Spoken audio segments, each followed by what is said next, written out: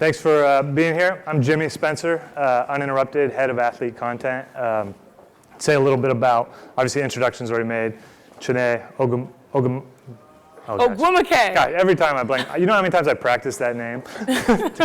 And Justin Pugh, New York Giants, and appreciate a couple of the athletes that we work with at Uninterrupted. And you guys hopefully have seen Uninterrupted before, but in case you haven't, just a quick little background. This was the vision of LeBron James and Maverick Carter, and the idea truly was athletes telling their own story, and what that looks like could be in any different way. But ultimately what we are is a place where we want athletes to feel at home, to create content, whatever that looks like to them. So Chiney and Justin, both of them are uninterrupted athletes in the sense that they come to us to create content. And so maybe let's just open up, tell a little bit about, obviously, WNBA star, New York Giants star. Tell a little bit about what you're doing now. You're doing ESPN stuff. Start off. Yeah, so I'm glad to be here and glad to represent Uninterrupted. My name is Chiney Ogwumike. I am one of 4 sisters based out of Houston, Texas. I currently play for the Connecticut Sun WNBA team. Who's been to a WNBA game? Yes, we got a solid group. Awesome. So my older sister, her name is Nneka Ogwumike. She plays for the Los Angeles Sparks. So yeah, we have that awkward encounter 2 to 3 times a year where we play against each other in the paint. But so we've had a unique journey. I have 2 younger sisters as well. They play basketball at Rice University. And overall, why I love Uninterrupted is because it gives us a voice. And being a WNBA player, we really try to seek out our voices. You think about last year, we had an amazing WNBA Finals series. My sis, she hit the game-winning shot, if y'all didn't know. The Sparks won. But I think the biggest moment happened when Black Lives Matter happened. And WNBA players used their voice, and it resonated mainstream. No matter what you believe about the cause, we spoke and we had a unified voice. And to me, that showed me that our voices matter. So this was a perfect, seamless partnership between myself, my sister who's also on the platform, and Uninterrupted, and I'm glad to be here along with a football player, Justin. How you guys doing? My name is Justin Pugh, New York Giant. I've been with the Giants going into my 5th season, which is crazy to think about. I feel like I just got here. I went to school at Syracuse University, and I got drafted. Making some cute people in the house, new house. So yeah, I got involved with Uninterrupted this past year, which as an offensive lineman, you guys probably can't even name more than 5 to 10 offensive linemen in the NFL. So it's nice to get out here a little bit. I'm in New York City, so it's really an unbelievable platform. We'll touch more on it throughout today, but excited to be here. Awesome. So again, one of the goal of Uninterrupted from as a platform and what we are is to connect athletes and with really their fans and give them the platform. Social media already existed when Uninterrupted started, and it still exists today. So one of the things that we really look at is how do we not only just create, because we do a lot of different things. What you might see from Uninterrupted a lot of times is those selfie-style videos from athletes, which truly gives a glimpse behind the scenes. But we also want to take it a step further. We have a podcast network. We also create productions, which Chiney could talk about in a second here, where we go and send a production crew and create it. But the ultimate goal is an athlete, like the perfect, I guess, roadmap. Athlete has an idea, and they want to create a piece of content, something that can sit on digital, but also potentially go linear as well. And they bring that idea to Uninterrupted, and then we're like the Uber driver getting them to where they want to go. And I think that's truly what's important to make sure. And that's, again, LeBron James and his vision for this, and Maverick's vision was always to have athletes have a platform. So most of the time, our creatives we're never fabricating everything. We're getting out of the way and making sure the athlete's idea is coming forth. And I think there's a lot of good examples. But I do want to ask you guys, because even before Uninterrupted, athletes have been creating and there's been content out there. But maybe you could talk about your experience. One of the things that initially, when we started working with Justin, that I saw was a great piece you did right here in New York. Maybe talk a little bit about that experience. Yeah, so I don't know if you guys are familiar with Barstool Sports. A couple of my buddies were over, and I'm 26 years old. We have like a roof pool on top of my house, and it must be nice. Yeah. So we did a little Saturdays for the Boys video, and all my friends wanted to do it. They're like, "Oh, you're on the Giants. This will blow up." They wanted to go viral, and they're obviously looking at their retweets. And that was my first real encounter with having something I produced on my own. We shot it on, our iPhones, and we posted it out there, and it was something fun. It was totally different. It was my thing. It was my baby, because I wasn't told, like, this is what you have to say. This is how you have to act. Like, every time you go into an interview, they have their agenda, what they want to get out of you that fits their narrative. And this was something that was my own, and it was fun, and I enjoyed doing it. It's something that is definitely totally organic and my own. And real quick, if you haven't seen the video, it's exactly as it sounds. And there's like just a bunch of guys getting ready. There's a pool jump at some point, right? What was Smashing the TV. Yeah, what was the idea? Did you guys script that out? Like, what was? How did it work? It was like we woke up on a Saturday, and this was before, I guess, it kind of blew up. And now, like, the whole thing is everyone always asks the pro athletes or whoever, like, hey, what are Saturdays for? And they go say the boys. Turn-ups, clearly. Yeah, so we were just like, how can we take it to the next level? So it was literally just me and some of my best friends at my house, and we were like, well, we got to smash something. So my buddy hit a TV with a baseball bat. That's true. It's like the Office Space scene, right? Yeah, it was definitely got a little. You went total Beyonce. He didn't break it though, so he got the opposite end of the viral, because we all know the internet is undefeated. So he was just getting torn apart by everybody, which was good for me. I got to laugh at it. Nice. How about you? When I was at Stanford, I wasn't in my own house with a pool, but I was in a dorm. So I graduated from Stanford, and I remember the first time I really fell in love with, I guess, sharing my voice. So I'm nerdy. I'm super nerdy. This is my agent, Allison's here, and she told me, Chiney, why are you wearing your glasses on a panel? I was like, I like wearing my glasses. But it goes back to my Stanford days. And I remember it was my sophomore year. I played with my sister for 2 years at Stanford. And it was interim of Christmas break, so no homework's happening. And we're getting ready we were about to play Tennessee, so it was like a big ESPN Christmas matchup. And you're shooting pregame. He played basketball. You're shooting pregame, and they have the music going. At Stanford, we got good music, okay, people? People think it's probably old school. We have good music, so Tiger Rack City's playing, so it was Rack City. Yeah, Rack City. And I remember I was looking around. I was like, man, because I'm from Houston, Texas. And I was like, man, it's sort of like Nerd City out here. It's like Nerd City, not Rack City. So I was joking about it. I was like, oh, that's so funny, Chiney. So that night, we were in the hotel because you can't stay on campus during the break. And we were in a hotel, and I was so bored. And this is where my nerd comes out. I was like, oh, let me make a whole song to Rack City, but switching it to Nerd City.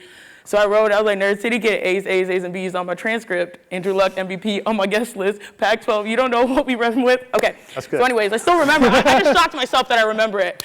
So I wrote it, and the lyrics were never that cool. My sister heard it, and it was super geeky. She's like, oh, hold up, let me fix this. Let me tweak this. Next day in practice, we were waiting. Coach Tara Vanderveer is the Hall of Fame coach. We're waiting for her. She was meeting up, and so my sister was like, why don't you just perform this? So we're waiting for video, and then we perform, and our media guy walks in. And next thing you know, he's like, you should go make a video. So we made a video just for our fans, and the video pretty much exploded. It was on, what was it called, the bracket, when they unveiled the bracket. So it became our mantra. 2 years later, we made a Nerd Nation video, and we had President Hennessy in it. We had Richard Sherman in it. So it just exploded. And I realized that, we can have fun. We can show who we are. We try to redefine Stanford, clearly, because a lot of people think Stanford is brainiacs, which it is brainiacs, but we can also be cool, and we can win. So It was one of those things, the visuals towards it. That's awesome. And again, that's the idea of athlete creation and really driven. These are two ideas that they had, and they were able to do it. And part of a platform like Uninterrupted is getting out of the way of that. It's pairing them with a creative team that can say, hey, let's take that and not rewrite the lyrics, but it can actually say, let's just make sure there's a camera person there to get this, and produce it, and then offer distribution to really get it out there as well. And those are some of the things that are important. And we get asked a lot, too, about Uninterrupted. Are you journalism? Are you trying to break news? If our athletes are going to break news on the platform, then they're going to do that because that's their prerogative. But for us, we're not trying to replace journalism. And in fact, what we do, we don't even consider it journalism at all. We just consider it entertainment. And if athletes want to get creative, if they want to be insightful, those are the pillars we stand by. Number one being authentic. So I asked this question to you guys, not being that this is journalism or replacing journalism or any of that, but has there been times where you've been who you are, as like authentically to who you are, has your best friends know your family? Have you been misrepresented, whether it's as an individual or as a sport, and kind of talk through what that feels like, I guess? Yeah, I had something happen this year to me, actually. Obviously, being in the New York media, after every practice, and we have a couple guys on our team that the media loves. Odell Beckham Jr., everyone wants to be around him, everyone wants to know what's going on. So I've never seen this much media throughout my career every day. I mean, we have 50 to 75 media representatives in our locker room. And I'm from the city of Philadelphia, grew up in the suburbs right outside, and I played for the New York Giants. So for those of you who don't know, we don't like each other very much at all. So I grew up on the one side of the rivalry. Now I play for the arch rival. I can't go to my hometown without getting Eagles chants and booed. My mom, my poor mother can't even wear a Giants t-shirt out of the house in my hometown. I thought you were going to say your mom booed. Battery thrown. Close. No, I'm just kidding. No. My best friend has the Eagle tattoo on his chest. So it's a tough rivalry for me. So during that week, the media knows that I'm from Philadelphia and they're looking for something. And the one day I'm talking and I'm saying I hate the Eagles. I hate Philly. And I started referring to them as Philly instead of the Eagles. So of course the newspaper the next day, ESPN, Justin Pugh hates his hometown of Philadelphia, which is like just completely an awful title to put out there. So the whole week I'm getting from my family, well, why'd you say that? No one read the article and saw that what I was referencing was the team itself. I have my 7-year-old nephew asking me why kids in his class are saying, why does your uncle hate us? Like things like that. So obviously it came out after that. I'm very cautious of what I say and how it's interpreted.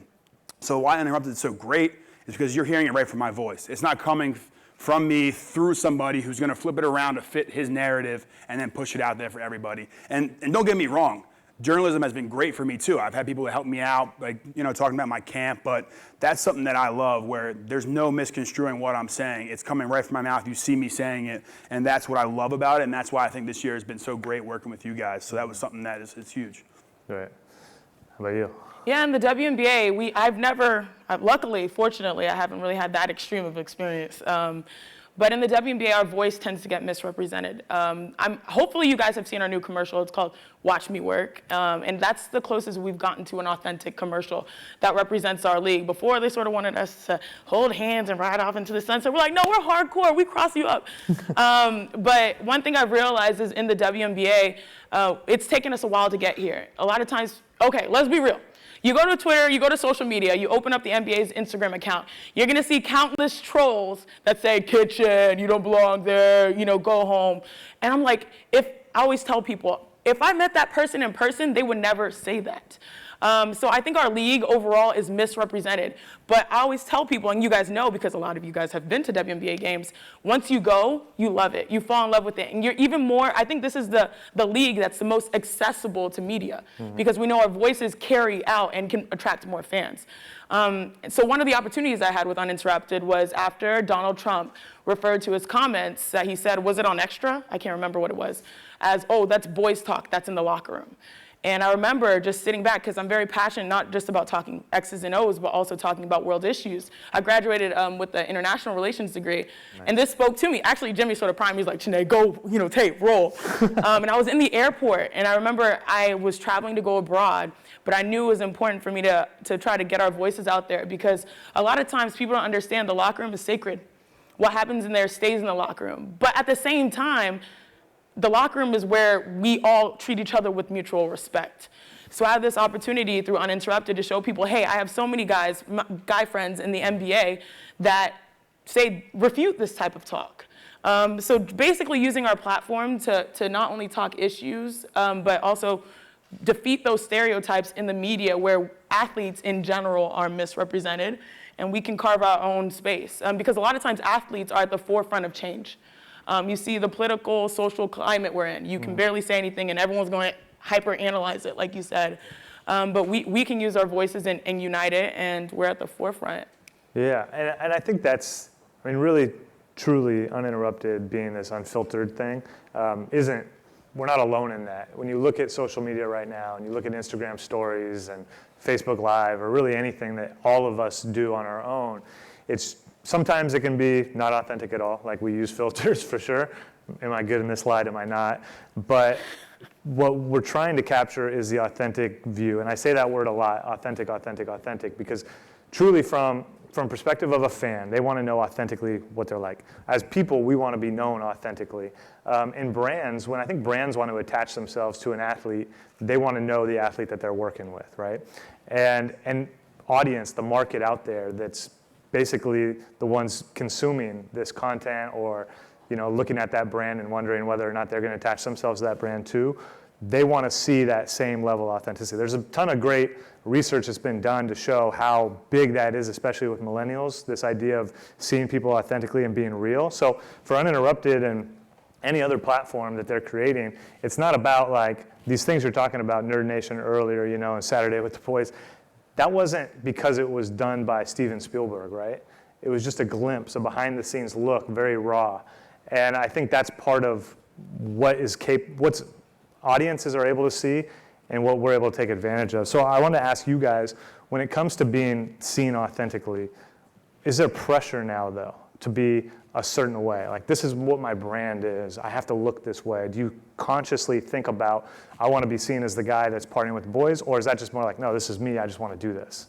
I think there's two sides to it. I mean, obviously, it's who you really are and what you enjoy doing. Like, I'm a very family and friends-oriented guy, and I want people to know that about me, and I'm outgoing. I like to have fun. And I think that gives kind of a glimpse into it, because when you're talking football, there's so many cliche answers, or any sport in general, there's so many cliche answers that you're going to get, like, the team, how you can just rattle them off, and it's something that I enjoy giving people a glimpse of who I really am. I'm just an average guy. Like, I grew up the same way everyone else did. I had the same upbringing. My mom's a school teacher. My stepdad's a construction worker. So a lot of times athletes get put on this platform because, they're on ESPN, they're saying X, Y, Z, but me and all my friends do everything that everyone else does, and that's something that's real, and that's what allows me to interact with people, and that's why I love working with people, because that's really who I am. And I think platforms like this, I'm sitting on my chair getting ready to watch like the NBA Finals game, and I'm just like, yeah, I'm just like you. I'm thinking LeBron's going to go off tonight, or Kyrie, or someone's going to do great. So that's what I really enjoy doing, is just really being on the same level, because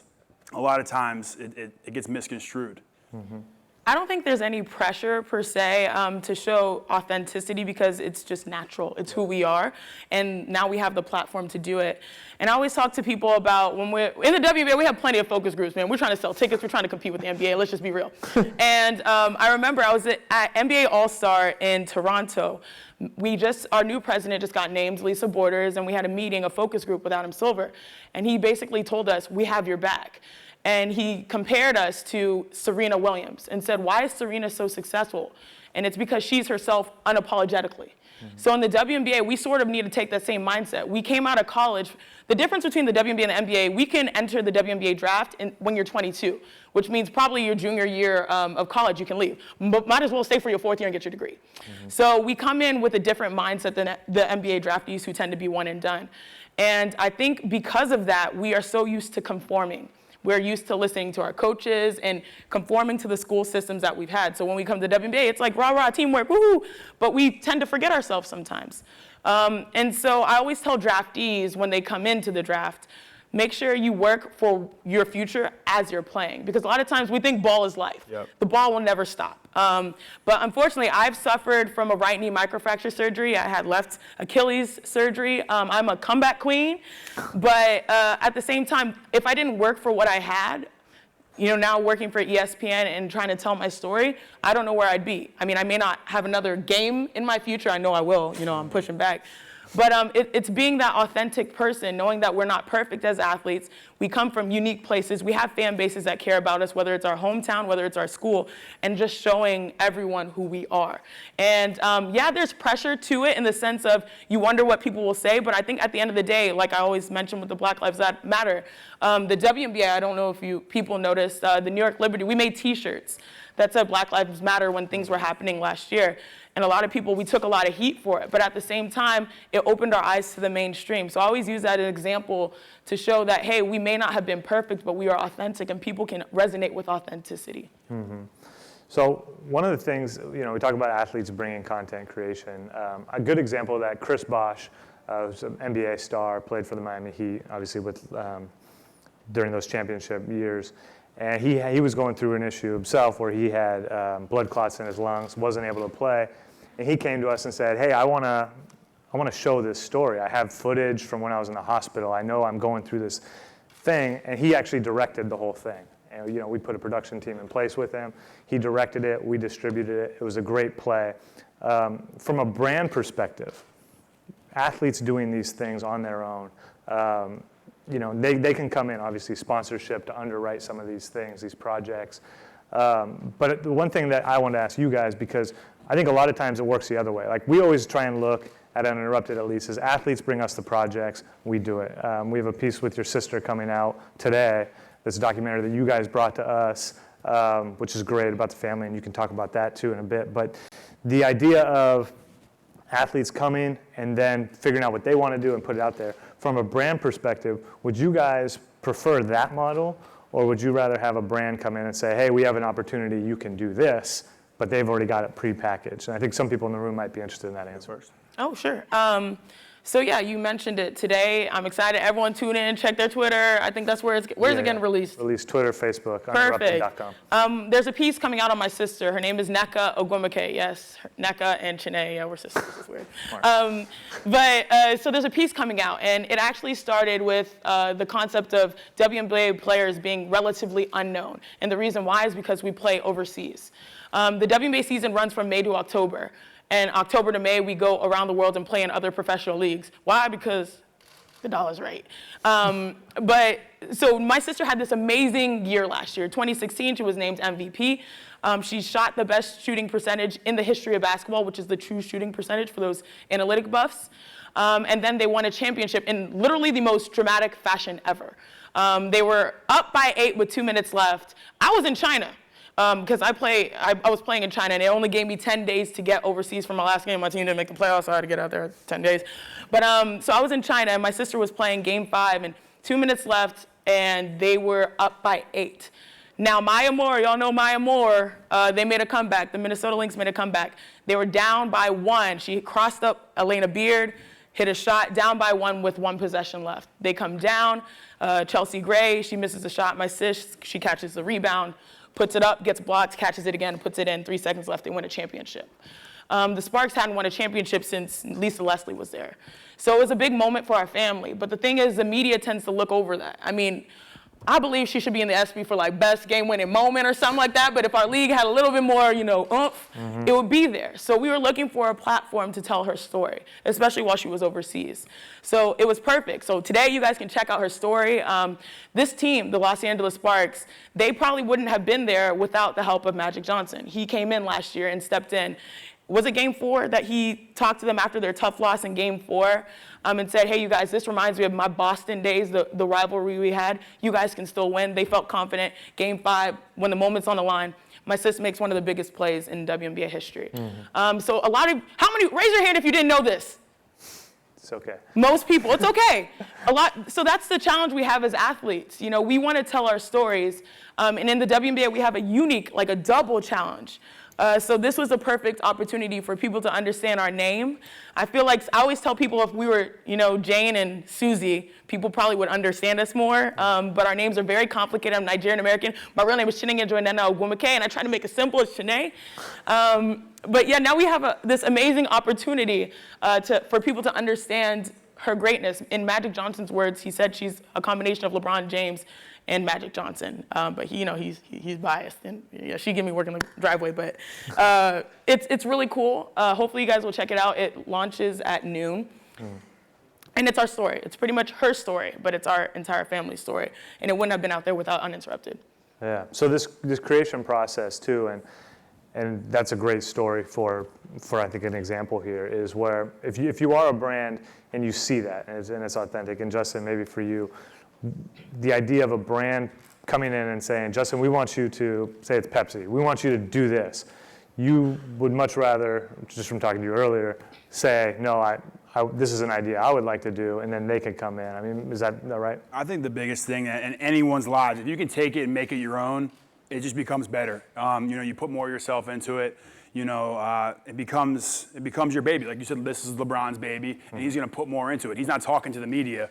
He's doing Uninterrupted because that's something that he loves. So if you have the idea and you can get behind it, you're going to be obviously more for it. And I think the consumer will feel that through the video or through whatever content you're pushing out. So that's something that I definitely can see, and I think athletes in general, if it's of their own, if they have some skin in the game, it becomes definitely more interesting and more vibrant. Perfect. Well, I know our clock's ticking down, and we didn't get a chance to do questions, but if you do have questions, you can find me. I'll be around. I'm not sure if they're going to be around or not, but you can feel free to also tweet. But I think really just to end on this, the big key here is athletes want to be shown, and I'm a topped out, high school athletes. So I'm not really speaking to this as much as I know from talking to them, but they do want to be known authentically. And I think a lot of times we make athletes what we want them to be, or the media does, or even brands can do that. And I think what we're trying to do is reverse engineer that and say, no, who is the athlete? And then go from there and let them create who they want to be.